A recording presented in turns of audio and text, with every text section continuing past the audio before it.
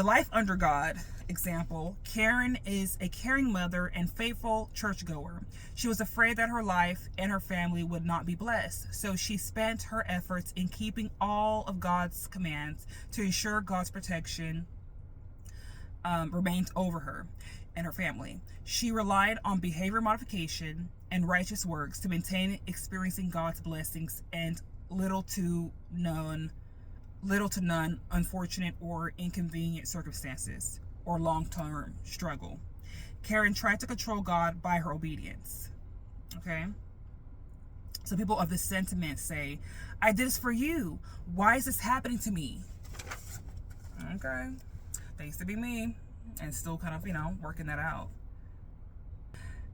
And all of these people came into Christianity with great expectations, but without being given a higher and more beautiful vision of God, they settled for a less satisfying one, a less satisfying relationship or understanding of God. We're just like, we're just winging it out here.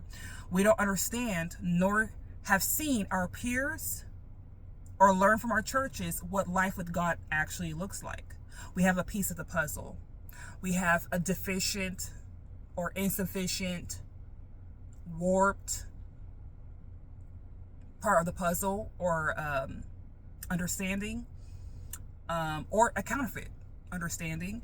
And that is why we have a lot of disgruntled Christians, judgy, condemnation speech undertone, impatient, quick-tempered, mean-spirited, or lacking fruits of the Spirit Christians. Because we haven't really experienced God's love. So if we are not really viewing God as he truly is, and we are believing in a counterfeit, very warped, little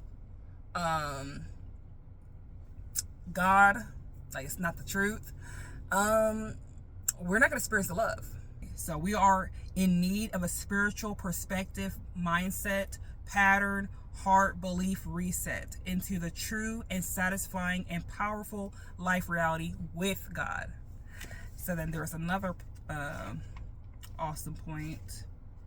Society so much want control and to know the future and how is life gonna unfold. We have an underlying fear. It's very universal. We have an underlying fear, and I believe that's why a lot of people like zodiac signs and reading horoscopes and going to psychics and using prophets as mediums or whatever, because they want to see their future. They want to know, is this going to work out? Am I going to be married? How are my kids going to be? How's that job or this business or this thing? How is this life going to be? Am I going to be in pain? For how long? We don't like suffering. And that's why a lot of us want to take laws in our hands, and then that's why we end up dibbling dabbling in witchcraft unknowingly. We think we're just trying to, we have good intentions, but we want to start garnering power or sourcing power to know things to feel secure, to manipulate things to feel secure. And that's when we become in error with God. We reap also consequences, opening up, doors, and essentially committing sin, which is a weapon formed against yourself. So